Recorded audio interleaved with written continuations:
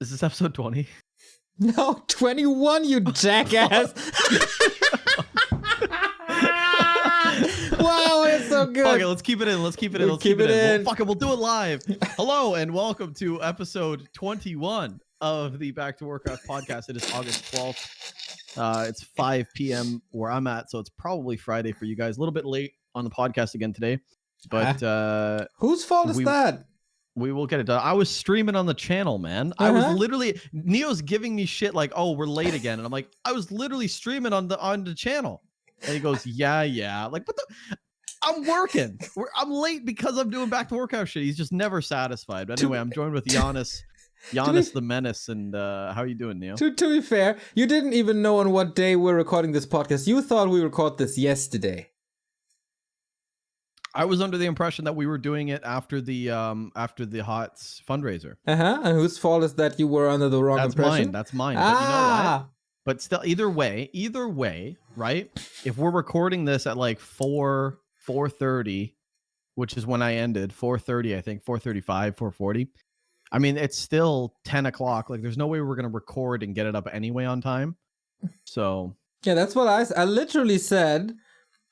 Yeah, doesn't matter at this point. We're too late anyway. It's Bidoux's fault, dear Patreons. I mean, for the Spotify freeloaders, for the YouTube freeloaders, it doesn't really matter. But for the people that really pay us, sorry that we're late. It's Bidoux's fault, as always. But that's not the point. I'm doing great. I had basically a day off. All I did today was having a half-hour meeting with some ESL dude. And it was just like catching up on basically real life stuff, so no real work today. But you're on vacation. How's that going? Yeah, I'm on vacation as of today. I am done until I'm done technically until the 23rd, which is Monday. But if I skip the ESL Cups on Monday, then I don't really have anything to do until the 30th. Ooh. So I might just take the 30th and skip the 23rd ESL Cup day as well. Yeah. That sounds and really reasonable. make it count. You know what? So it doesn't matter. I'm gonna cover your shift for that day.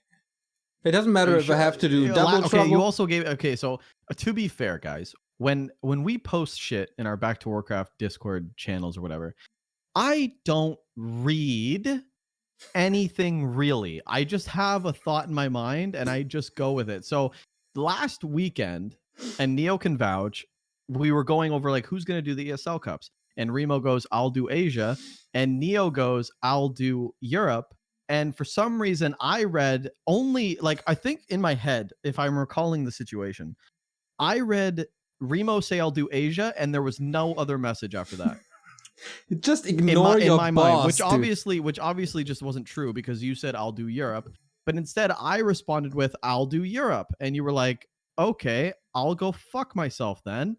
I guess I won't do Europe." And Neo gave me shit all week with, "Well, you took my Europe spot. I was going to do Europe, and then you took my Europe spot." And I was like, "You didn't say you were going to do Europe." And he's like, "Yes, I did, you fuckhead." And he shows me the Discord, and he clearly said it. I don't know what's going on with me, but I don't read shit. I don't know if it's like my brain doesn't process. I got something wrong. Like, No, I know exactly what that is. You need vacation and you need headspace, man. You just need to format brain. I think I had the same. I definitely need it. First of all, I've been like neglecting my house ever since I joined Back to Warcraft, because I've just been full-time this and my job, and I haven't really done anything around the house or anything. That's half a year, by the way. Oh yeah, I haven't done anything. So like I have to clean my house up. But I gotta clean my garage. Just to get the disgusting part out of the way, you did clean a little bit in between, like toilets and stuff. Yeah, of course. Okay. People might think you're super gross. It's not like the whole house is like a garbage dump. Like no. I just mean like I was supposed to repair like a leak in my roof, and I haven't got to that yet. So when it rains heavy, like there's a leak I gotta fix. So I gotta go to Canadian Tire, get some stuff, you know. Gotcha. I got to get my house painted, which means I have to call like Molly Maid in and have the floor, the baseboards cleaned, the walls cleaned, stuff like that, right? Yeah. That kind of stuff. I need to get new blinds, like shit like that, just like aesthetics for the house, because I want to sell my place. So it's small stuff, but a lot of small stuff. it's like you need to dedicate a day or two, Yeah. you know, and I haven't been able to do that because I'm either working or working. So I think now is just a good time to just clear my head. And also, like, creatively wise, I don't feel like I'm slowing. I actually feel like I'm getting a lot better, but it's nice to take a break and then come back with like fresh approach. So Yeah. um Especially when you do off computer stuff like that, like especially that, you might just be doing that and clean something, and all of a sudden you get a super nice idea, and then that would never occur to you while you're keeping up the grind and while you're constantly in that space of Warcraft, of streaming, of Back to Warcraft, I think. Yes. And I think like it's not just that too. It's definitely like I'm taking like me time. Like I've set a goal for myself for the end of the year, which I'm sticking to. I have a weight goal I want to get to between 165 to 175 pounds, which requires me to lose another 25 pounds by the end of the year, which is a lot. I don't know if I'm going to hit it, but I want to still stay on track. So I think the initial goal was like 40 pounds when I made that post. So I only have 25 more to go. So it's pretty good. So when New Year approaches, do you like dehydrate like the UFC fighters? No, I'm not. I don't know if I'm going to do an official dehydrated weigh-in and I got wearing garbage bags. I'm on the bike and go pedal, you son of a bit. No, I don't think I'm going to do that. But it's not really about that. Like, it's really just I was doing nothing before I made that goal, right? I was just gaining weight and I was doing nothing. So making the tweet. We call that the Neo state. Yeah, exactly. Like, but making the tweet has held me accountable. Yeah. And I think it's very important. So even, 8 months, or when did I make that tweet? I mean, I made it like is that like a bad, like what do you have to do if you don't hit it? Yeah, so I have to host a Warcraft 3 tournament on Back to Warcraft for $1,000 if I do it. Ooh. So either way, I'm hosting a $1,000 Warcraft 3 cup on Back to Warcraft. If I don't do it, I have to double that prize money to $2,000, and I have to wear a clown costume with makeup the entire time because Carson tweeted, "Will you wear it with makeup if you don't?" And I agreed. Oh, shit, dude, this is gonna be amazing. He said, "If you don't hit your goal, you have to cast it with me in clown makeup. Deal?" And I said, "Deal." So I gotta dedicate. But the thing is, what, Bidoux? I think on your vacation, you should really treat yourself for the work that you've done. Order food in, fry stuff that you've never fried before, like a Snickers bar, a Mars bar, a whole pizza, fry a burger. I've done the Mars bar. That's for sure. Oh, me too, man. It's so good, dude. No, I think what I want to start doing is ordering less and definitely going to get some appliances. I want an air fryer. I want a couple more pots and pans, and I want to start cooking a little more. So I'm thinking the opposite, actually. But I think this 2 weeks is going to be good. Like I got a bike in our house. Like it's like a exercise bike. So I'm going to start using that. I want to start doing some routine exercises and getting more in shape. And if you combine that with a good diet, then you should be fine. So this 2 weeks is not only just shit around the house, but it's stepping away from the computer to really focus on me. And that sounds so lame, but it's really not, dude. I'm sick of looking the way I am and feeling the way I am. So I want to make a change. So, it's a little bit like I did when I had this vacation, especially cooking. Like I can't say that I'm eating fresh and healthy 7 days a week, not with the schedule we have at the moment, but at least cooking 3 out of 7 days. That's already better than doing it not at all, right? So every single step that you take is better than what's happening at the moment. So I can just encourage you. I'm feeling a lot better since then. I hope you do too, mate. It's also like cooking at first, I'm a bad cook. I'm a really bad cook. But it's getting better, and at some point you feel kind of proud that it doesn't taste gross as fuck. And it's baby steps, and for me it was a lot of fun, and I hope you share that experience. I'll think about it. I actually you cut out at the end, so I'm not. Are you talking about the vegan thing? No. Just food in general, like cooking instead of frozen pizza all day, for example. Oh, okay. I'm not a frozen pizza guy. I just buy the whole pizza. I'm fucking loaded, so I don't do the frozen cheap shit. I go big. Like I spend a lot of money on food. To be honest, this like ordering in, it all tastes the same. It's kind of it lost the appeal to me. Like, some Asian food is really good here in Hamburg. The pizzas are all garbage. The burgers are all garbage. So yeah, ordering food. You don't have a good burger there, eh? We do, but not for ordering. Like, I can go to a place, but they don't order. But I rather do them myself, actually. Yeah, that's the thing too. Like, I haven't cleaned out my garage, so my barbecue's right in the back. So I haven't been able to. Like, it's just a lot of stuff that I've been neglecting, right? So I want to clean out the garage, make it more homey, maybe play some pool in there. I got a pool table. Damn. You know, like, I haven't been able to really do anything. That both of you guys had or have a pool table? It's a very Canadian thing, I think. Ah. Yeah, pool table's like it's like the main thing. You get a dartboard and a pool table. Yeah, I think in Germany it's like the pool table takes so much space. We got not really sure what it's called in English. Foosball. Yeah. It's where you flip the yeah, foosball table. Yeah, I never enjoyed foosball though. It's. I think it would be pretty much your thing because all you have to do is stand in the way. That's the secret to foosball.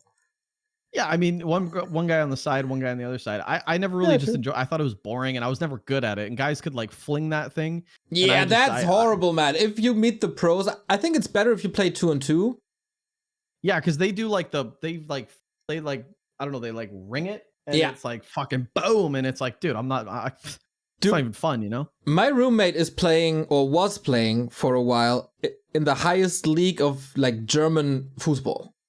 Jesus. That dude is freaking crazy. He holds back when we play, but once he goes full 100% mental on you, you don't even see anything anymore. That dude is so sick.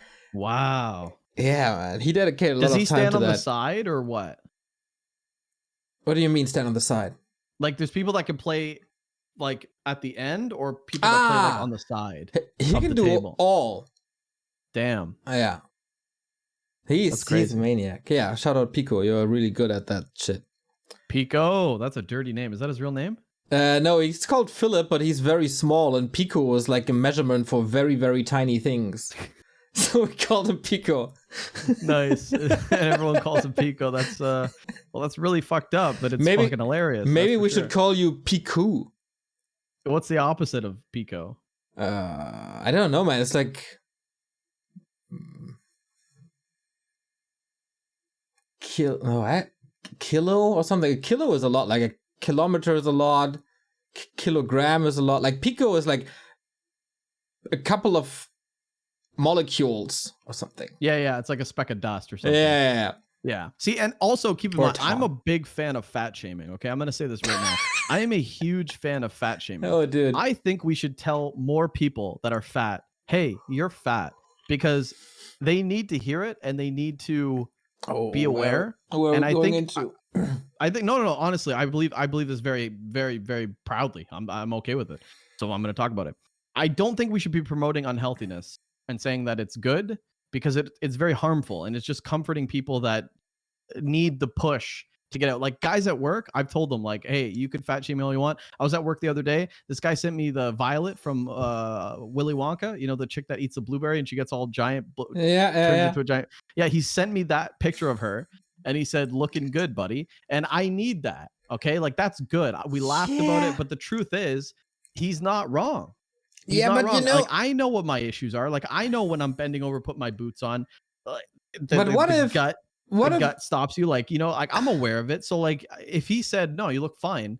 But other people, be like, dude, you're a dick.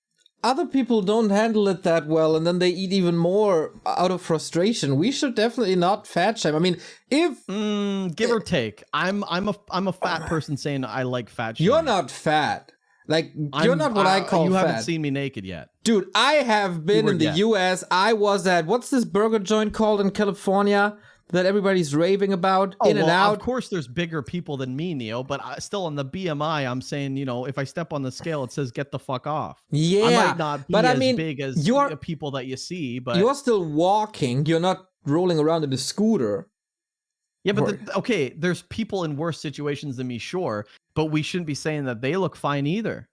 I think this is just your standard. I think if people are fine with that, then they can be fine with that. We shouldn't shame anybody because okay, then I'm not saying go down the street and look at a fat guy and shame him.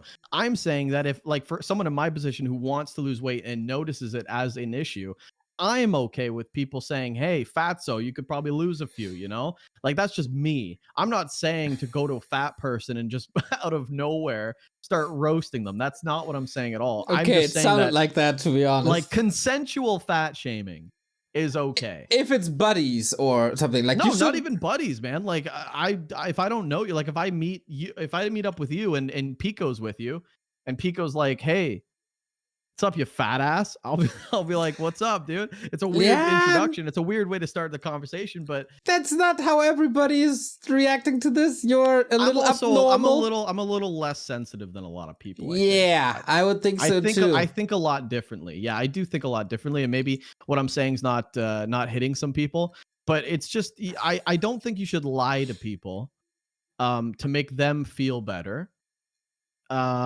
If it means that it's going to further harm them.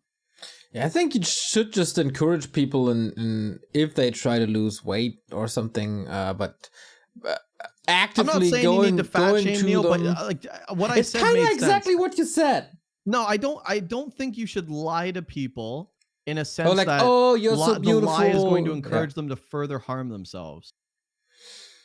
Yeah. For example, if you're obese and I say, oh, you look great today, I mean, that's a lie. But if they say, oh, I look great today, and then they think back, what did I do today? Oh, I had 18 ice cream sandwiches. Well, I should keep doing that. Like, I don't know. It's just kind of harmful. But there's also people who really like that. Like, yeah, and more power to you. More power to you. But it doesn't mean it's healthy or good. It's kind of true.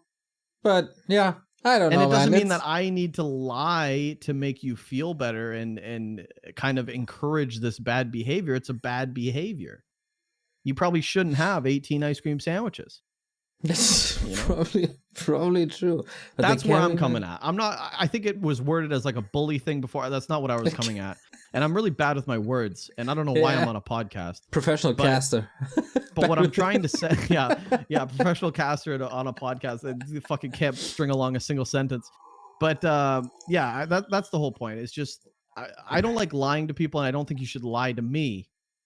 I wouldn't want someone to lie to me and say you look great unless I do. And if I don't, then don't say it, right? And then it's up for me to see it. But basically, this vacation is a little bit about me in the house. 17 minutes, boom, here we go. Not a single Warcraft topic so far. But yeah, I'm only doing the podcast though. I'm only doing the podcast. That's it. Good. That's all I want to do. I think I have a GNL match on the weekend, and then I told them not to play me for week 5. But for the most part, if I'm on my computer, it'll be behind the scenes work that I still want to do. But for the most part, I won't be around, which is good, I think. Can we then do the podcast not at midnight for me? That would be great. Yeah, we can do it whenever. Cool. Actually, I'll wake up at 3 a.m. if you want to do it at 9 a.m. your time, whenever. All right. I might be still up. What do we got? What do we got? No. I didn't drink in a long time, 1 or 2 per evening, but that's about it. What's on the menu tonight, Ricky? Well, we had your No, man, for topics for this podcast, people want to hear about Warcraft. That's another issue. I can't stop thinking about it. You wanted to talk about Pete Stilwell. Yeah. News broke today on the Reddits that Pete Stilwell is no longer with Blizzard. I think this is something that we talked about on a town hall a while ago, maybe even last year. He now updated his LinkedIn and saying that he's no longer... Well, actually, his LinkedIn says he is still with Blizzard, but I think he just didn't update it. He updated in a way that he now is with a company called... What's this company called? I tweeted it today. I forgot already. Yeah, I read it too, but I actually didn't give a shit enough to remember it either. Certain Affinity. So he's with Certain Affinity now. They do some kind of remasters and helping bigger studios. And he updated it that he's working there since January 2021. So people in the Reddit threads are now thinking that he left Blizzard also in January of 2021, which to my knowledge is not the case. To my knowledge, he left or was forced to leave Blizzard already as early as April 2020, pretty much after the disastrous start or launch of Warcraft 3. And this Reddit thread, or these Reddit threads, because there's two Reddits, right? WC3 and Warcraft 3, they're kind of praising him in a way, as, oh, he was a cool dude and like hoping for the best, etc. I guess they already forgot this article from like 2 weeks ago, where this article blamed all the lead guys and the project management for this, and of course Activision and the budget, obviously, for the disaster that is Warcraft 3 Reforged. And Pete Stilwell was the lead producer of Warcraft 3 Reforged. For that, he is basically responsible for everything that's going on in this project. So if there's one guy to blame, or there might be two guys to blame, one is Rob Breitenbecker, the lead of classics, obviously, and then it must be Pete Stilwell, who's right under him in the chain of command.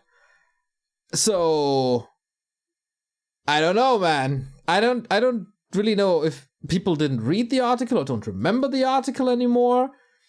But yeah, Pete is gone. Howdy. So is there anybody even working on Warcraft 3 that we remember? Like any of those old boy names? Like, well, I think, are they all gone? First of all, we don't know who is actually working on Warcraft 3 or in what capacity, or if there's an external studio that does it. Like the but like you know all these names, and I never really gave a shit. Yeah, but, I like, met a couple. You know all these guys, but like, is there any other names that are still around, or are they all gone? It seems like they're all gone. Well, yeah. Pretty much everybody. I mean, the most prominent one was, I guess, Matt Morris. He's gone, right? He's still at Blizzard. He's in the World of Warcraft team, as far as people know. Oh. Then there's Brian Sosa. That's the guy with a cap on the Blizzard panels. He's gone. Keith Sizemore is gone, and there's a guy with a cap. What? Were you describing him? You don't know his name? Brian Sosa. Oh, okay. He's the guy with the cap. He always wears a baseball cap? Not a baseball cap. It's like a taxi driver cap. I don't know what it's called. Fuck. Well, if you look at the BlizzCon videos, for example, wait, can I put this up? Can I pull this up? What's his name? How do you spell it? Brian Sosa. BrianSousa.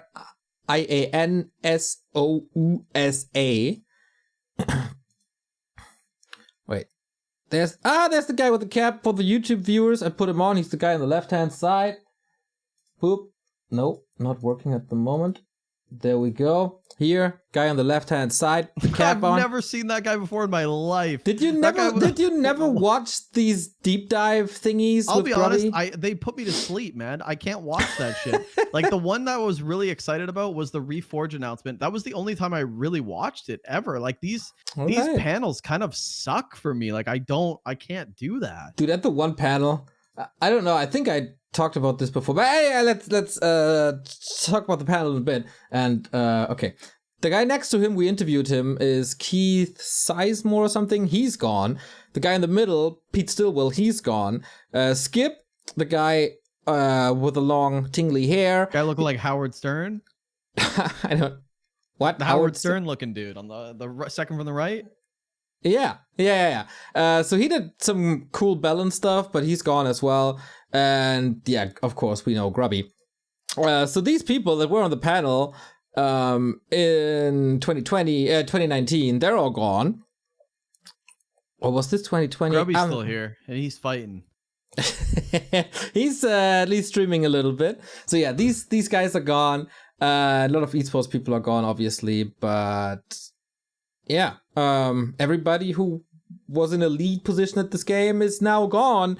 We of course don't know. Sorry, Keith Sizemore, the second guy to the left, is apparently Diablo 2 resurrected now and still with the company, but Skip is gone.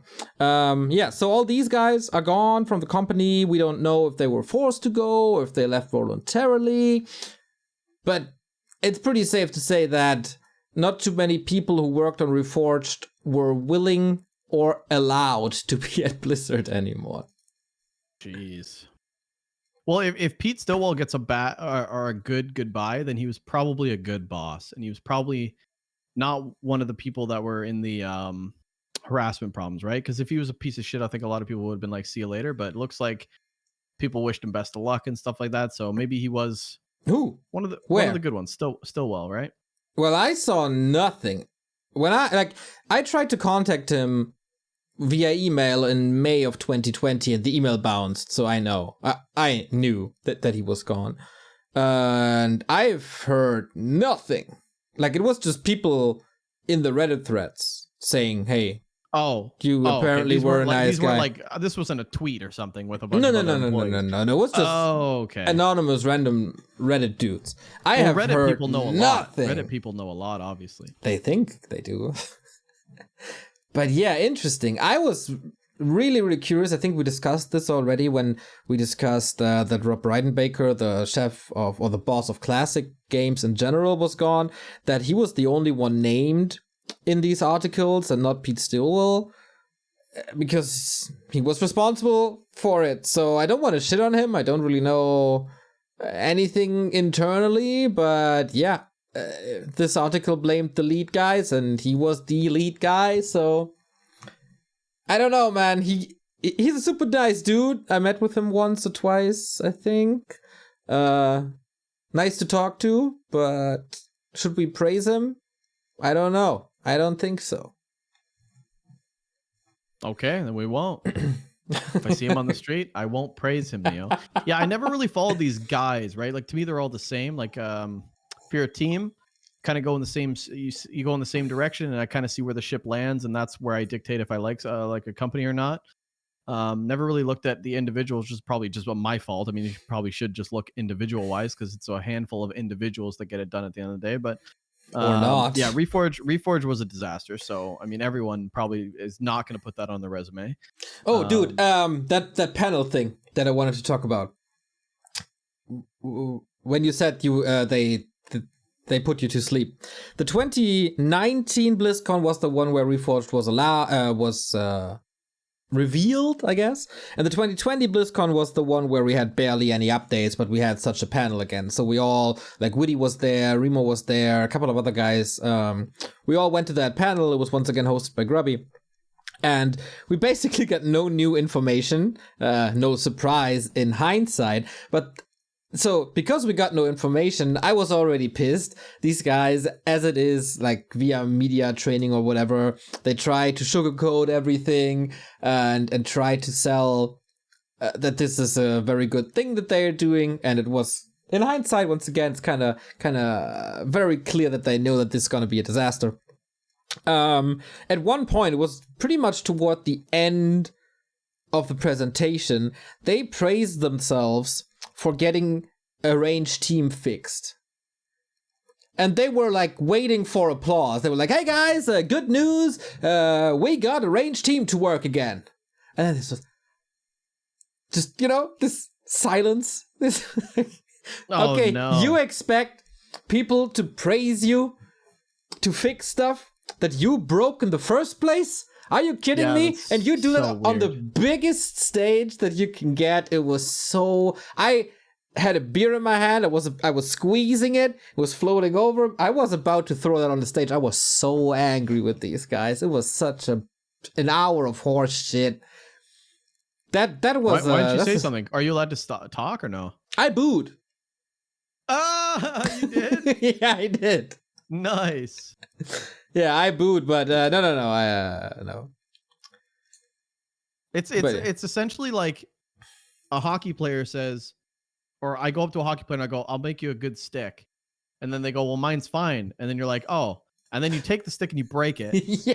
And then 10 years later, you give him the same stick and you go, "Hey, I fixed it." And the guy's like, "I don't even play hockey anymore, dude. Like, you fucked it up." Exactly. Like, it's like the same, like, it's so stupid. Like, a range team, you had that 10 years ago. Exactly. And it's the perfect example because the new stick you give him is not made out of fiber or something. It's gonna be worse. It's gonna be worse. Exactly. Like, it'll be made out of, like... It's not super nice. It's not super light and resisting every other thing. I taped a bunch of, like, twigs together and I'm like, here you go, it's a stick. Exactly. And you're like, wait, this is worse than the one I had before. Exactly. Yeah, exactly.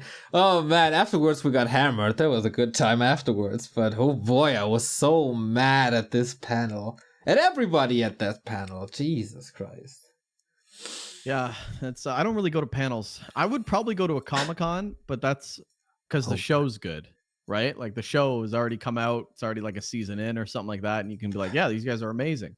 But yeah, these Blizzard. I mean, you got invited to California. You go to California, right? For the party, for the people. Of course. Yeah. Wait, so you guys got like full paid flights? Yeah, 2 times. To Boo? To Boo? So they paid you to go for what? Were you on the panel? Essentially, yeah. Like, were you on the panel? No. Were you just in the crowd? We were just in attendance. So they paid you to go? Yep. But they didn't tell you, like, say this, say good words. They didn't tell you anything. You just go. No, we could do whatever. I think, oh boy, we had this BlizzCon 2019 opening disappointment, no news for we did pretty bad media for them, actually. That was also that year. We talked about this. I don't know if it was internally, but we leaked the news that there's not going to be ladder at launch, and other people were harping at me like, oh, that's so wrong. There's going to be a ladder, blah, blah. It's like, no, guys, we just heard it. There's no ladder at launch. It's going to come with the first big update. Really? Yeah, I mean, we gave Blizzard a lot of shit already at the 2019 BlizzCon. It's so crazy to think, especially with this latest article that came out, where they basically just admitted they knew it was going to be a disaster and they still sold pre-orders anyway. Right? Which is fucking hilarious. But like, now that we have hindsight, dude, it's like, God, we're such losers for giving them, like, allowing ourselves to get duped and truly believing that they would fix it. You know what I mean? Like, fuck, we suck, dude. Like, they literally knew it was going to be a disaster, and they still said, you know what, let's just make as much money. I guarantee you, they said, let's just make as much money as we can at the launch, because once this comes out, it's going to be a nightmare. Yeah, but then the funny thing for me is, like, in this article, they said, we're going to release it because we are worried about refunds. And then everybody refunded. Like, how does that make sense, man? I don't know. That's and what are we 2 years past launch? I think we're 1.5. 1.5 years past launch. Yeah, it was 2020, January or February 2020 or something. Yeah. Jesus. Yeah. Farewell, Pete Stilwell, by the way, just to confirm that he's gone as well. Yeah, want to talk about like want to talk about semi-sad, semi-super mega awesome, amazing, wonderful things. Let's get some good news in here. Hey, sad? I don't want sad. Yeah, well, the good news stemmed from a sad news. So we kind of have to start with the sad news. I know where you're going. To bring people good news. I mean, we talked about this on the last podcast already, that we're doing a little bit of a fundraiser because Ukraine legendary Night Elf player HoT, formerly playing for SK Gaming and Gravitas, unfortunately was diagnosed with cancer. And is getting expensive treatment for that. Chemotherapy, radiation, all that horrible stuff that puts you into a pretty bad state to hopefully save your life. Yeah, and that we knew about that a couple of weeks ago, and I reached out via like satellite guys that know HoT, because I never had an encounter with HoT myself. I just know that he's a beloved figure, or was back in the day. Everybody whoever talked to me about the good old days mentions HoT as a super nice guy.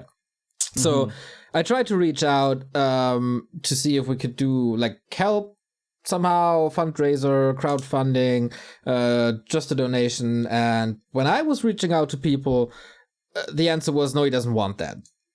So, okay, of course we respect that. I mean, who are we to just come up with something on our own when he doesn't want that? And that was a couple of weeks ago. But Todd never really gave up. And at some point, I don't know how that went or what their talks were, he agreed that we're allowed to do this, and we were trying to find a date, which was kind of hard to do because DreamHack is going on. And we did a fundraiser yesterday. for that fuck cancer help out HoT for his bills, because from what I've read on Reddit, or from an article that was linked on Reddit, it wasn't a comment, so I hope this article was well researched and stuff.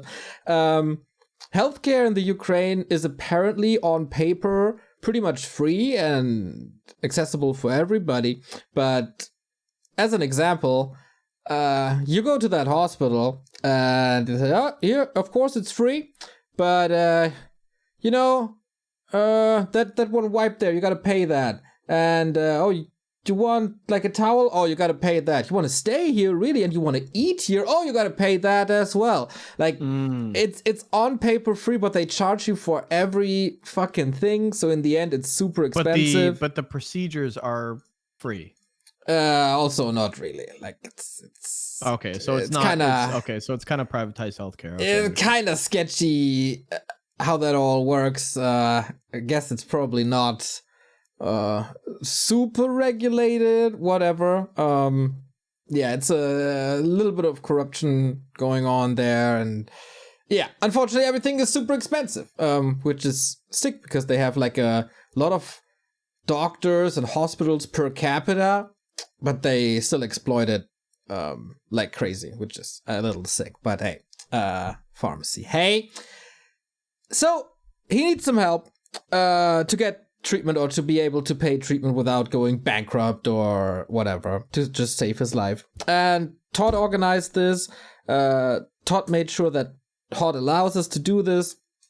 We found a date. Todd organized the show matches where we had Spiral vs. Death Note, Craft and Starbuck versus Shake and Bizarre, Gym Captains 5-on-5, which I guess was the highlight, and we were playing 2-on-2 as well.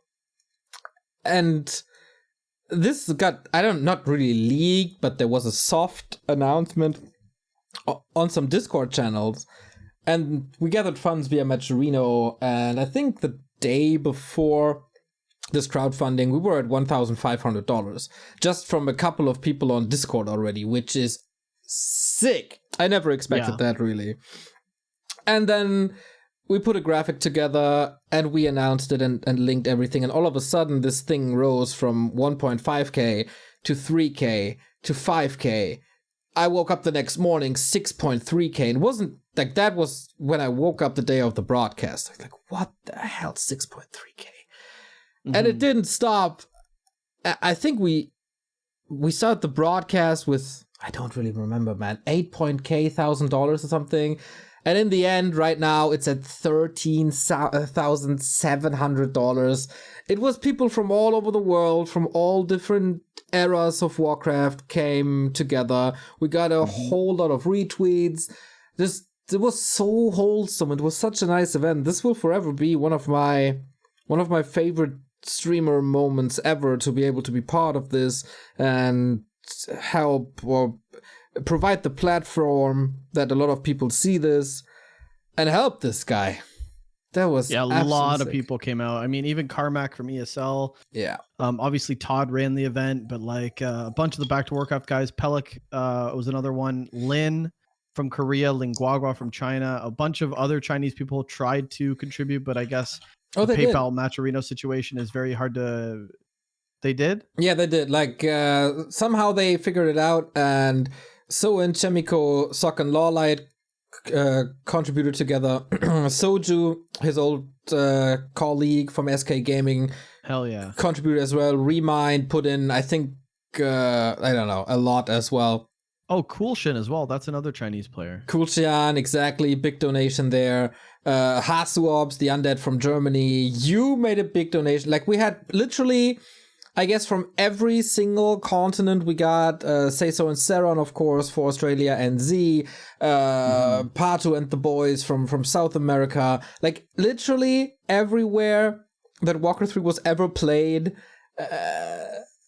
contributed to this. And every single community, that was so sick, and people just never stopped. To clarify, we should probably talk about what HoT has, just in case people are listening to this and have no idea. It's not lymphoma, which is like lymph node cancer, but it's in his esophagus, right? Like they don't know where it stemmed from, like they don't know where it originated from. but I guess he has. You could pull it up actually. I don't want to misquote anything, but it's on the Matcherino. Maybe I'll just read from it actually. He has tumors around his esophagus and lymph nodes, which are tumored. Wikipedia says it's skin cancer, but doctors are. He was already doing chemo and radiation for this, and you have to shrink the tumors before you can do surgery and just take them out entirely. But doctors are pretty optimistic that he can do it, and he was super optimistic as well. But basically, during this stream, he was like mid chemo treatment because when he came on, his voice was obviously very, very harsh, and he was having a hard time talking. Although he said he wasn't in pain, which is good, but it was definitely affecting his speech. But a very humble guy. I mean, you could tell he's a proud guy, and he probably didn't want us to do this because he's a proud guy, which I totally understand. But man, I think it was just great, like having him on and having him talk about how nice it was, and how the 5v5 GNL match, everyone got Firelord first, because if you don't know this, on his stream he plays Firelord first all the time. And Carson and I think Narbu wrote HoT in farms and like canceled the farms, and it basically imprinted HoT right above the tavern right before everyone fought. So it was just really nice and really wholesome, and I think his reaction was just amazing. I was crying, man. I'm not gonna lie, I was crying when he was talking. Just such a tough guy, and said I have to beat this. I have no right to quit because of what you guys are doing. Like, you know what I mean? Like, he was just it was like the perfect thing to say. Like, if Hallmark couldn't have written a more beautiful thing to say for this guy. And I was just like, Jesus Christ, this guy's a good dude. There were so many nice moments, from everybody picking Firelord to this Firelord battle royal at the end. Like, Jim entertained so much in the most wholesome way possible. Really, really proud of what these 10 guys did together or came up with together.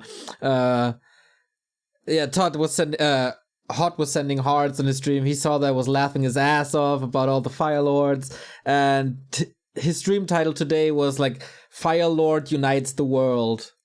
Man, that was so super cool. But yeah, I gotta say something though, and I'm not taking any credit for this.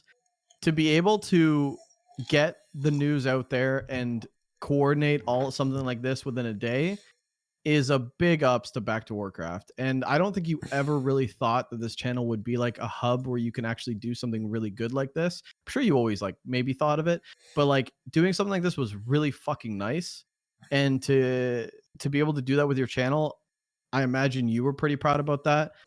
I was pretty proud, but it's not really like my thing. But like, it was so cool to have Back2Warcraft be able to do this, because like $13,700 raised in, that was 24 hours, right? Yeah, like that was like 24 much. hours. I mean, that's fucking crazy. If I coordinated something, it wouldn't be nearly as good. And that was the whole community coming together, and just it feels like everyone was there. Everyone made an appearance. Everyone was a part of it.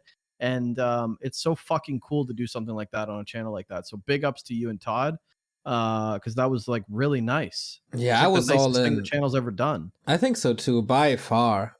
We did some small stuff like donations for Viva Con Aqua, which is a kind of local organization here in Hamburg that provide fresh drinking water in very, very poor regions in Africa, for example. They do some cool stuff. So I did 1 or 2 streams that like got a bunch of 100 together. This was already something that was dear to my heart and made me very proud, but this was exceeding all proportions. I think that shows just how much effect HoT had on all of us throughout the years. Like, this guy, when playing for SK Gaming, he was super, super cool, and from all the vlogs we got back in the day, he seemed like a super cool guy, and he was always competitive and stuff.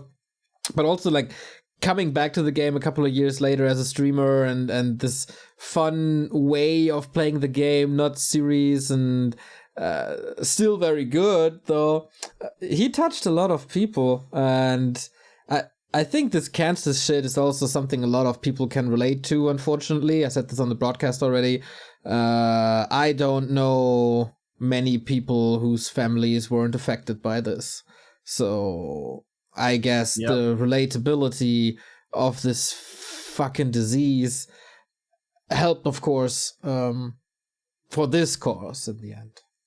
Yeah, I agree with that too. It's like cancer's touched everybody, so and negatively. So Yeah.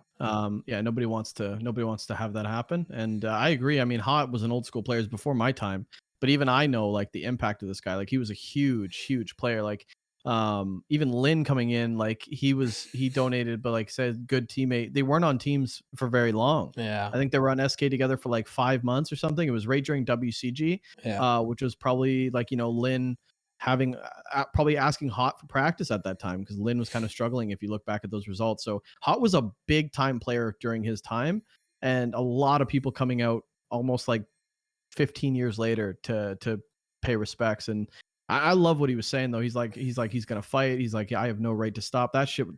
Man, I was balling. Yo, it was hard. It was really hard to keep myself together to ask some questions and keep the broadcast like somewhat afloat.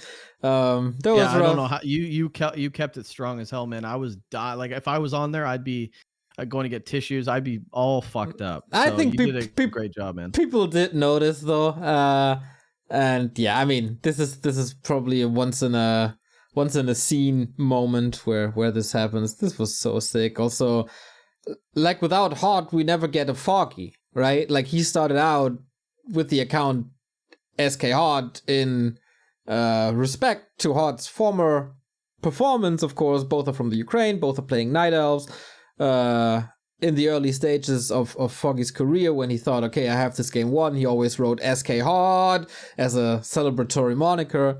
And he sent some really nice words as well to support him in that. So this connection is also something very special. So yeah, that was one of the best things we ever did by far. Like us as the entire community. There was as much drama as there is, as much bitching as there is.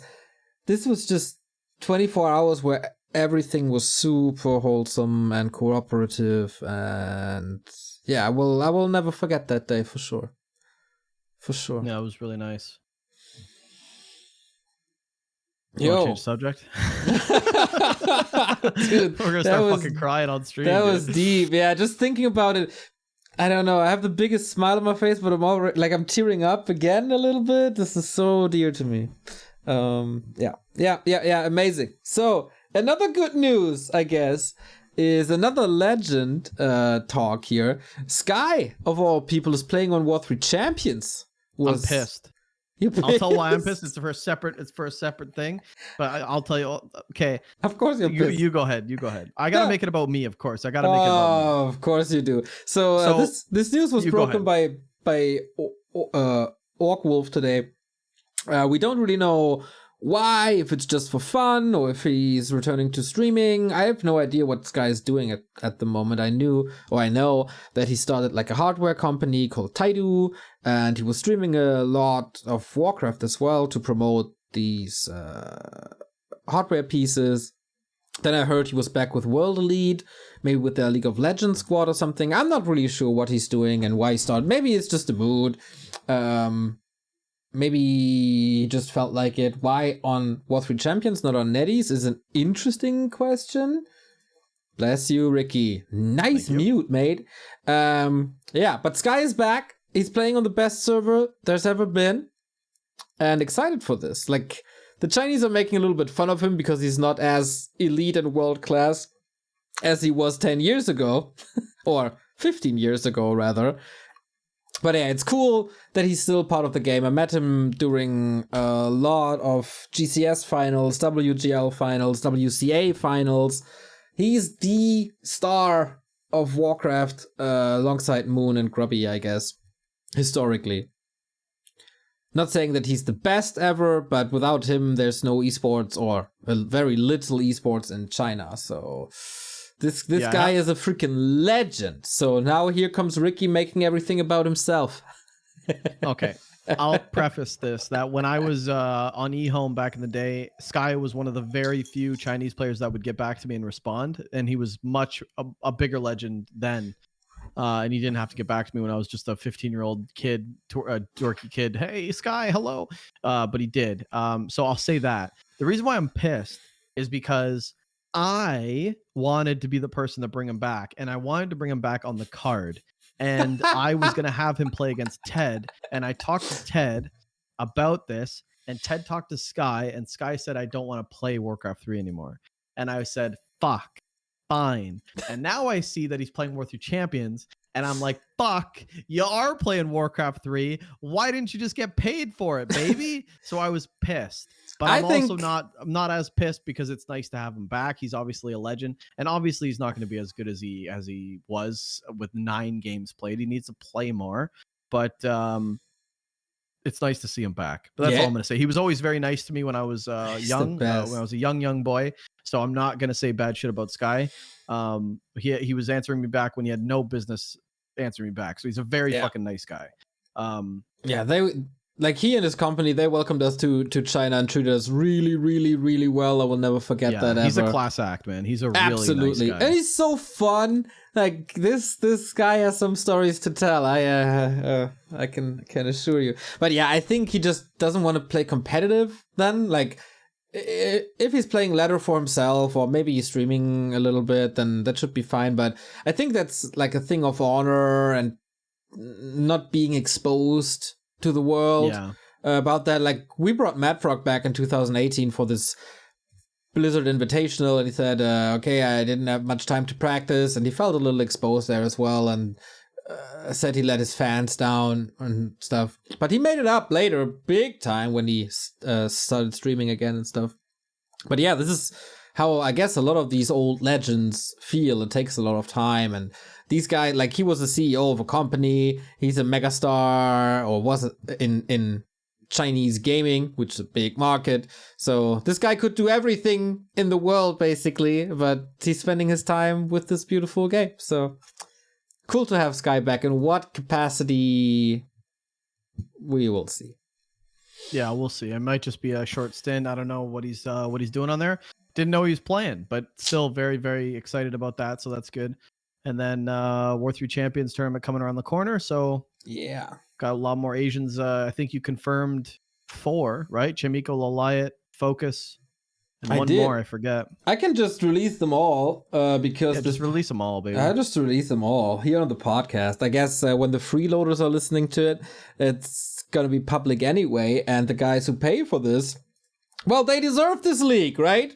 So the 16 players are Happy, Focus, X-Lord, Colorful, Suck, Lawlight, Shao Kai, Hawk, Krav, Litod has confirmed his participation, Jamiko, 15 Sway, Spiral, Mikael, Soin, and Labyrinth.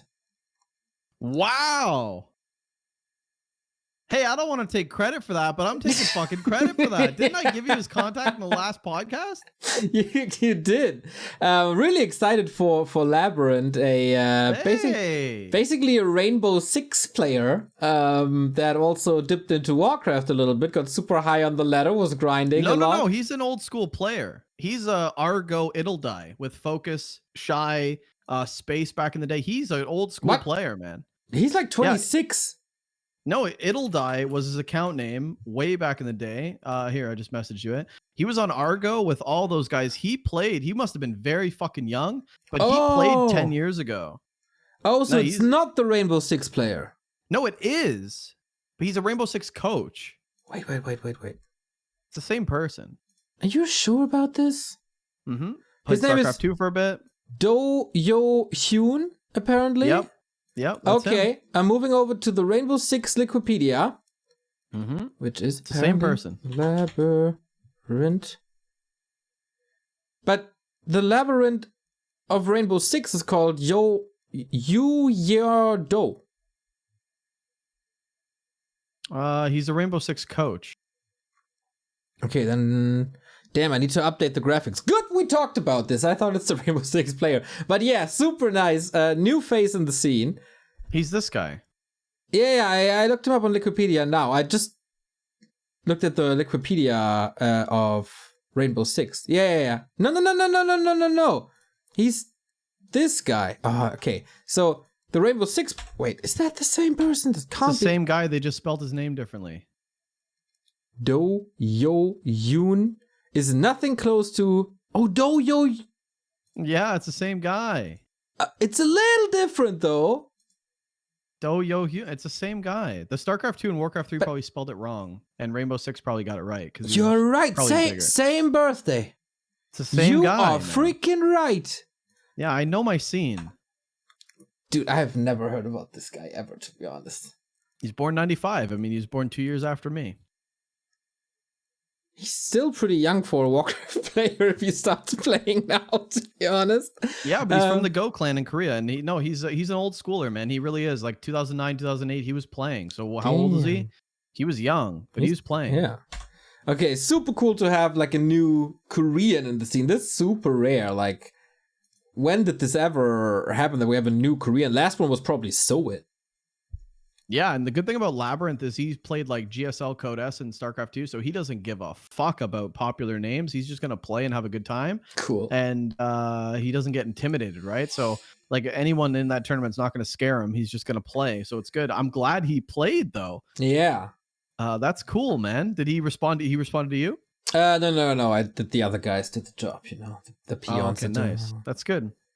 Yeah. I'm excited. I'm a huge Labyrinth fan, man. He was on Dust for a long time. He was on our StarCraft 2 team for a long. I love that guy. He probably forgot to leave. Yep. Yeah. And I kept that duration going, baby, as long as I could. No, he was on the team for a good year and a half, 2 years. So cool, man. No, he's a great guy. He's a great kid, and I can say that because he's younger than me by 2 years. Yeah, looking forward to this a lot. It's gonna be double elimination, super cool. And I will cast this with Carson, of course, probably Remo as well. By the way, we didn't really talk about the fact that I beat your ass during this crowdfunding thing, because I played with a kind of no-name Warcraft player called Johan against you and Carson. You, of course, both veteran players, tearing up the GNL left, right, and center. Carson knows everything about this game. You can see it every Thursday evening on Theorycraft, knows it inside out. And here I am, small little Neo, not playing for 4 months and 10 days, and whipping butt. Whipping Canadian butt like no Canadian butt has been whipped before. Killing heroes left, right, and center, never making a single mistake at all. That felt good. That felt really good. That felt you deserve so it. good. You deserve. Keep going. You deserve it. You played good. I guess that's it. You played good. We thought we were playing Remo and you. Yeah. So we thought something much. We didn't think we were playing human in a 2v2. Yeah, that was kind of not my fault. No, but at the end of the day, Todd's really good at 2v2. And, you know, NA 2v2 can get stumped if we don't have time to prepare, which we didn't. So, yeah, no, I thought you played good, though, man. Todd was obviously coordinating the fuck out of that 2v2 because he was buying so many mercs and playing so fucking well. Freaking dude, he was literally 1v2ing us, I think. Yep. And you were just not getting pushed or attacked because our whole game plan was to fuck Todd, and then we would just beat you. So that was the whole game plan. But yeah, no, Todd did a really good job of basically not dying to our 2v1 pressure, and then you came in untouched and kind of filled the void for him and gave him the buffer to win. It was a fun 2v2. I really enjoyed it. I threw some spells. Yeah. I was so focused on following Todd's orders that I forgot so much of like macroing, misrallied everything, was mining with 4. I was just so stressed that I'm not mismoving anything and obey to his commands. Oh man, that was so cool. I was watching the VOD. He's very well aware in 2v2. He obviously plays with Michael a lot, so it's even a matchup that he's familiar with on Dead Human. But yeah, throughout the VOD, he was just so composed. He definitely knew what he was doing for sure. But yeah, that was a good 2v2. It was a really good event, and you have full right to brag. However, the Remo Demo man has not beaten me in fucking nothing. But so I did. You did, but he has not touched that glory. So yeah, you need to enjoy it, and there's gonna be a revenge at some point, I guess. So it's 1-1 between you and me in 2v2. That's for sure. 1-1. You know what? I really want this 100,000 subs on YouTube, because then you get like a trophy for it. We're so far. We're halfway there, kinda. I really want that. Maybe when we get 100,000 subs on YouTube, we do another show match evening. Damn, YouTube's rough. Sup, people? Sup? Sub up, hit that subscribe button. Now I understand why people go, hey, if you're like, hey, if you got time, hit that. Like they do it like in between the videos. I used to think that was so annoying, but the truth is, people just watch it, but they don't sub. Like sub. I don't sub to any YouTube channels. And I watch. Tons. I started to. I'm using an app called. What's it called? New Pipe, because it's really annoying how much ads there are for some videos. I don't mind a pre-roll. I don't mind commercials every 5 to 7 minutes, but some people just overdo it, man. That's a lot. And at one point I was so sick of, I'm getting the same ads all the time. So at some point I was so sick, and then found the app New Pipe, which is basically ad-free YouTube, plus you can play it in the background. You're not forced to have it open all the time on your phone, which you have to with vanilla YouTube app. But there's no algorithm really, so you don't get any recommendations. So I followed some people with that app, and it's kind of nice.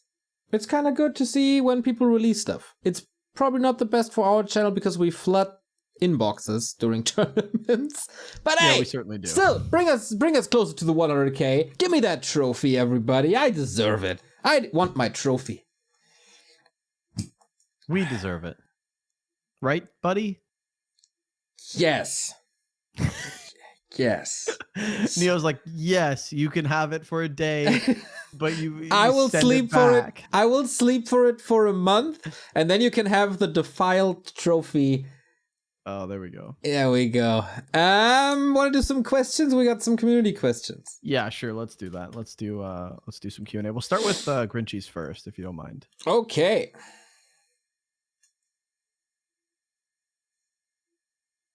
So are you going to read that now, or? Yeah, sorry. I'm doing the I will be doing timestamps going forward on the podcast. Sick. So if you see me pause, it's because I'm writing timestamps. Okay, let me fill that gap for a little, because Patreon exclusive feature, we built a new graph for our in-game overlay that is now calculating the total graph of what a player has. Boom. There we go. In real time. That adds up army. What the fuck is total value? Buildings, upgrades, items, everything. All added together. Heroes, of course, as well. And if we only want to see the value of the current army, then we can also show you the value of the current army. And after a fight, we can see how much got destroyed and how much of that was items. And that is 2 new cool things that will eventually lead to another cool thing, which is like, I don't know how to call it, like a fight summary or a game summary or something. But yeah, new graphs, and that's going to be POG going forward.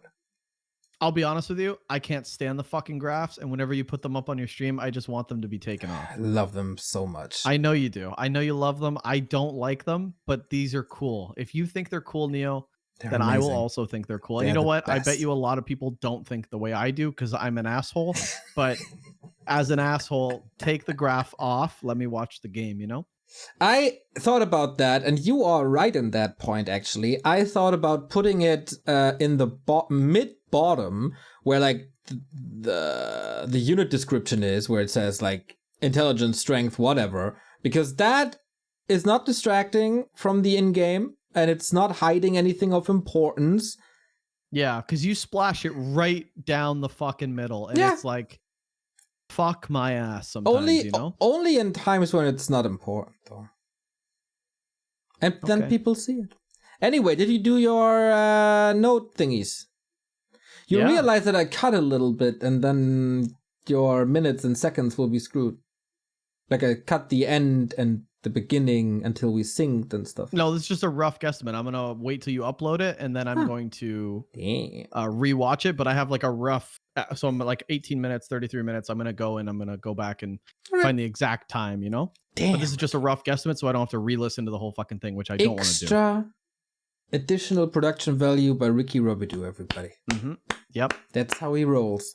And I'm taking away the end screen, adding fucking 30 minutes to the end of 35-minute best of fives because everyone bitches about them. So fuck you guys on YouTube. No, it's 50-50. Some people are really appreciative and some people don't like it. But with your mentality, you only see the negative comments. This is what happens. The people that do like it don't say shit. And the people that don't like it spoil in the comments. Well, if you want to read the result of a video that you're watching, don't read the fucking comments, you idiot. That's what I'm saying. If you're going to watch it and you don't want to be spoiled, then don't read the comments before you watch it, you dumb fuck. Okay. Here, Ricky, I am going to our YouTube channel backend. I'm clicking at comments, and literally the 5th comment here is Mega-Kitana Dewa. Really appreciate 1 hour length of video to hide the result of the best of 5. That's a praise. Okay, so listen. We're gonna do it. So we agreed to only do it for best of 5s. Best of 3s, we're not gonna add time. It's a best of 3. You kind of did whatever. Right? We do whatever. But if it's the one time I had to do it, it was a 19-minute best of 5 between Happy and HoT. HoT got absolutely butt fucked. And I said, I'm not uploading a 19-minute best of 5 because holy shit, it's a 19-minute fucking best of 5. Yep. So I added an hour onto that video. So it turned into an hour and 19 minutes. Now, keep in mind, Neo, this fucks up our algorithm so much. Yep. It fucks up our metrics so much because people aren't going to watch 75% of a video, which hurts our metrics. It hurts our metrics, guys, to not spoil you. Yep. Okay. And we know that you want to enjoy it. And we're doing this for you. I understand that people don't care. When you see a gray screen, bro, you could just stop watching. You know, there are people that watch these VODs, watch them for many different reasons. Everything we do, guys, is not going to cater to 100% of the people. We don't give a fuck if it doesn't. We're just trying to do our best. I actually hate that, but I let you do your thing. I hate it too. You know me, I love the numbers. Daddy loves his numbers. Okay. I love the metrics and I like them to be precise. And the second we do this, it kind of throws everything off and it dubs it down a bit. However, we are only doing it for you guys. So if you guys get fucking spoil our end game screens, it's because we're trying to make the experience better for you because we know you're going to spoil it yourself anyway, because you know, you guys are animals. So anyway, that's my rant, but I might stop because the comments are bad, but Neo's trying to talk me off the ledge and say keep going. So I don't care, wants dude. Me to keep going, then I'll keep going. I know you don't care. I just want to tell you. I just want to tell you that a lot of people appreciated what you did because people were asking for this for a long time. And I always said, nope, nope, nope, nope, nope. And then you did it and you got a lot of praise for that. But sometimes you have a very narrow sight on things and only see the negative side, especially when you're one day away from vacation and busted your butt for the past 6 months. And that's what I wanted to say. Okay, I'll keep the spoilers, but I don't like the negative comments, and you know what? It's not gonna stop anyway. Let's just get to the Q&A, and you know what? You talked me off the ledge. Grinchy first. So Grinchy said. Grinchy asks, which is a horrific question, by the way, from Grinchy. Grinchy, you got to step up your questions. This is one of the worst questions I think we've ever had on the podcast, but I'm going to read it out anyway, and then Neo's going to answer it. I'm not even going to answer it. In your subjective opinion, what are the top 3 teams, clans throughout Warcraft 3 history, and elaborate why did these teams have so much fruition in the esports scene? Go ahead, Neo. Why is that a bad question? It's a horrific question. Why don't you want to answer this? It's just a stupid question. Like, name 3 teams. Why 3?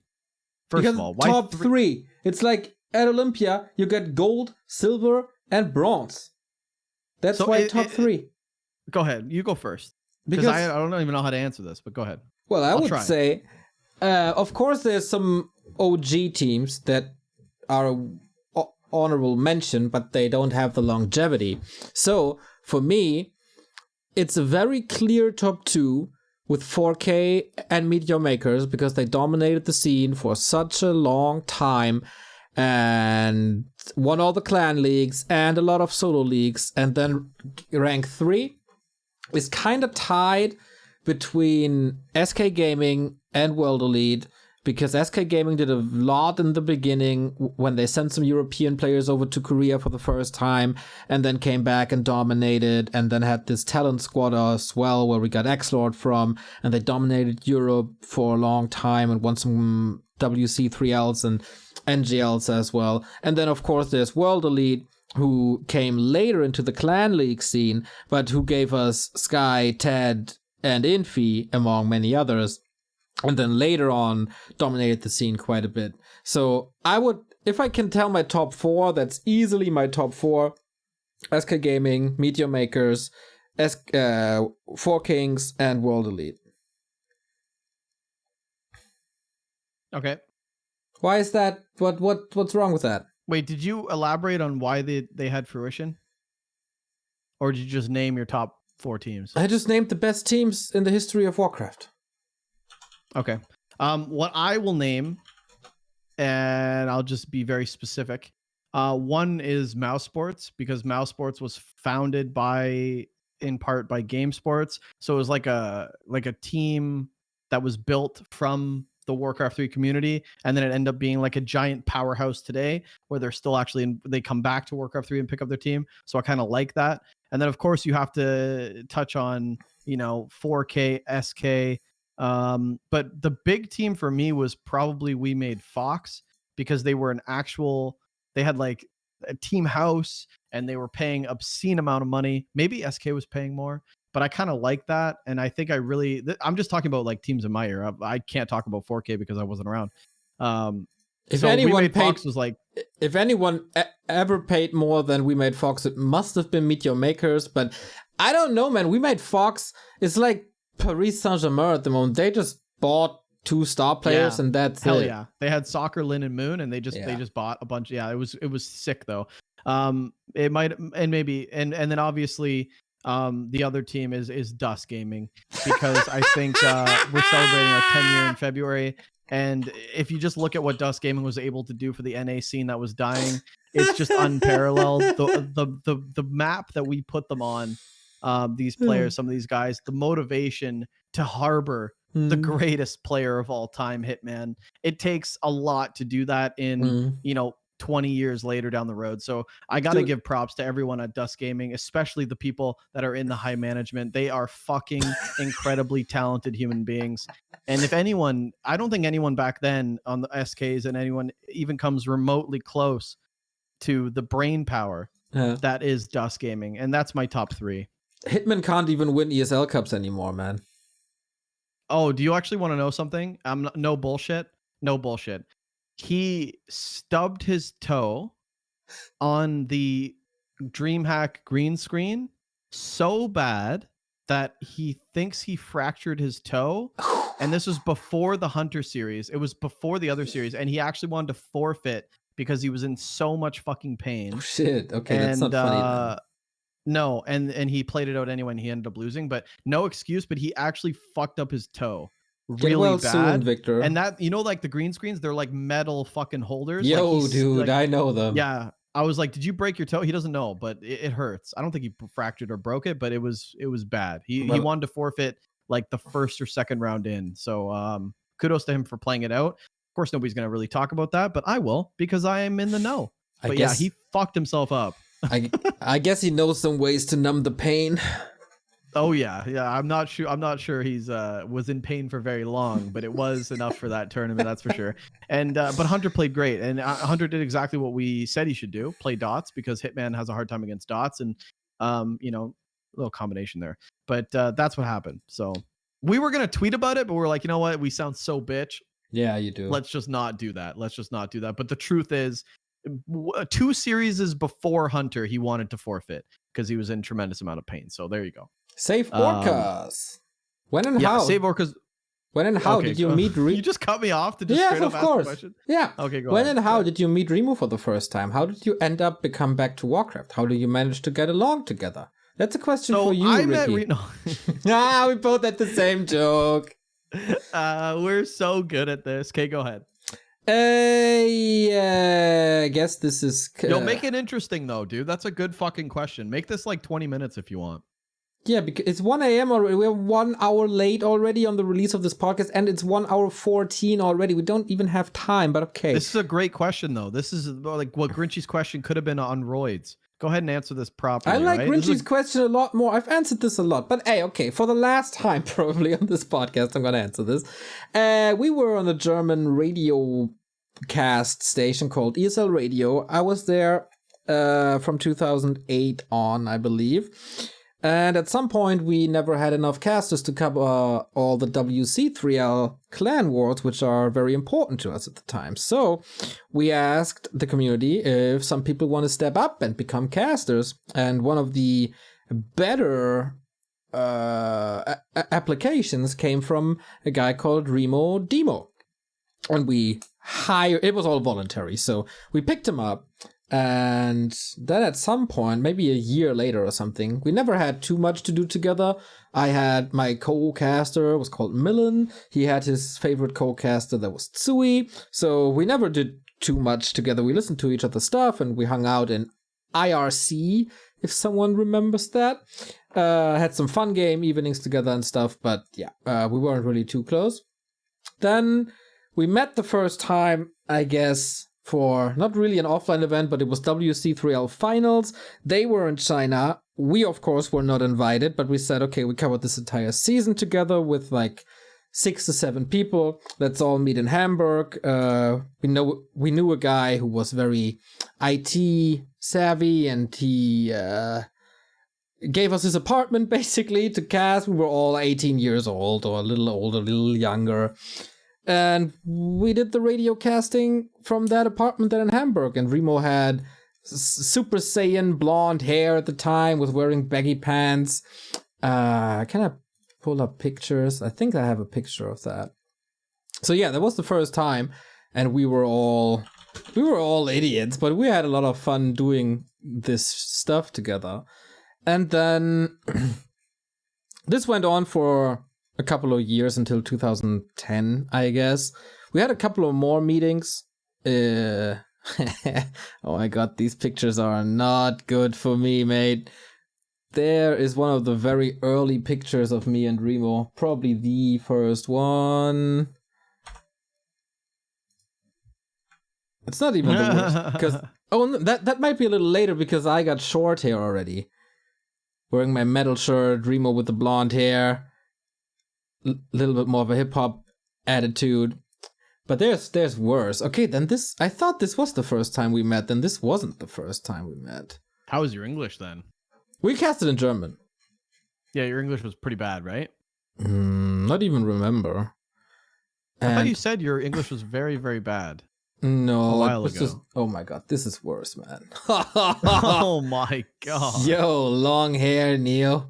Casting with, I don't know, whatever. The same shirt as at the other picture, though. And you never smoked pot? Because that guy looks like he would sell me pot. Not much, no. Like, I never bought. If someone offered, I was kind of in, but no, not my thing, really. And then StarCraft 2 happened, and I didn't really like it, and there was not much Warcraft around, so Remo stopped casting Warcraft. I did a little bit, a couple of cups here and there, but I never really stopped, except for like half a year or something. And then at some point, Zotac Cup announced it's the last cup they're doing, and Zotac Cup was around for years, so I thought, okay, I'm in this still. Fishy was still with me, who is doing War 3 History now, and Jupe, shout out Jupe. And we thought, okay, let's bring the ESL Radio band together and do this one last Zotac Cup. And Remo caught fire with that one, and then we did the top 100 replays of all time. And then all of a sudden there were more and more Warcraft tournaments, and we started live casting again. And then at some point, we were invited. Was this all on Twitch? That was on Twitch already, yeah. Okay. From the Zotac and you guys Cup were times. already back to Warcraft? Back then, yeah. Okay, so how'd you come up with the name? That's what he's asking. How'd you guys go from ESL Radio to Back to Warcraft? How did you end up become Back to Warcraft, he says. Yeah, we were talking about ESL Radio. Yeah, and then you skipped 15 chapters. Oh man, this is such a long story though. Okay, so at one point ESL was fucking us up because they wanted us to cover StarCraft to be able to cover the Warcraft tournament. It's like, oh, you can only do Warcraft if you do the StarCraft tournaments as well. And we're like, fuck that, man. We don't want to do StarCraft. The game sucks. Wings of Liberty. And then I quit ESL. It was a voluntary job anyway. They never got me anything but a headset. Cheap fucks. Yeah. And then I started an own channel. It was called Neo's Home or something, which I abandoned relatively quick because I couldn't do anything alone.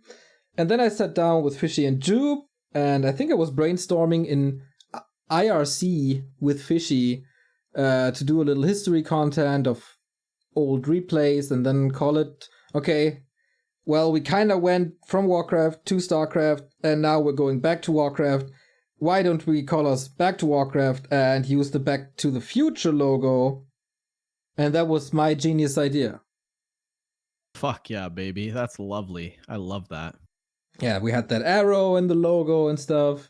We didn't think that anybody would sue us. We never thought about, hey, if you want to fund a company at some point, having Warcraft in the project name is maybe not the best idea of all times. But yeah, that was fun. And then Remo joined later, and then we cast a lot. And then Fishy and all them left? Yeah, they all went to university. We had a little bit of an outfall with two other casters because I said, okay, we're invited to China. We have to cast this in English. Remo's English is by far the best, so we're going to send him. And who's going to be the second one? It was either me, Millie, or Millen or Philly. And the other guys were a little upset over that I said, okay, Remo's going 100%. Well, and then they kind of left. But now we're all on good terms. So shout out to them. And when was Yaz in the picture? It came also around late 2014 or something. Oh, okay. And the last part of this question, and this is my personal favorite, how do you manage to get along together? Well, we don't really talk apart from streaming. Oh, so it's just work. Yeah. Okay, well, there you go. I mean, we've been through a lot together. It was a lot of fun. But I think, like, he's not my best friend or anything. We have very, very, very, very, very, very different values. It's always fun when we meet each other, but we have just very different persons with very different interests outside of Warcraft. And yeah, that's pretty much it. So just two different souls that unite to cast a beautiful game together. Yeah. It's well said. It's beautifully put. That's a great question, Savor, because we need more of that shit. And we need more of you guys, too. Patreon.com/Back2Warcraft. You could become a patron today. You want your questions answered? Why don't you go get on Patreon.com/Back2Warcraft? I think you only need the Theory Crafter tier to be in the Q&A for the podcast. A lot of good features as well. So be sure to head over there, read the tier list, read any of the perks. There's coaches. You can get a VIP on the Twitch chat. I don't know if you've heard of the Twitch channel. Pretty fucking big. But you can get yourself pretty important there. And there's a lot of cool stuff. So check it out. Again, patreon.com/Back2Warcraft. Neo, this was episode 21. And we are done. Exactly. 122 minutes, man. If you're sick and tired of the ads here in this free version, feel free to sign up. It's just a $5 a month. Ricky, you're absolutely right. I don't know what you're doing now, but I'm gonna get a rum and Coke and upload this. I literally ended the podcast on this is episode 21. Okay. And we are done. And I thought that you were going to end it there, but then you did your own last word. You ruined my, Okay. it was a Dr. Seuss moment. Okay. Cool. All right. Can I do it again? No. We just cut here. All good. Thank you, Ricky. Thank you.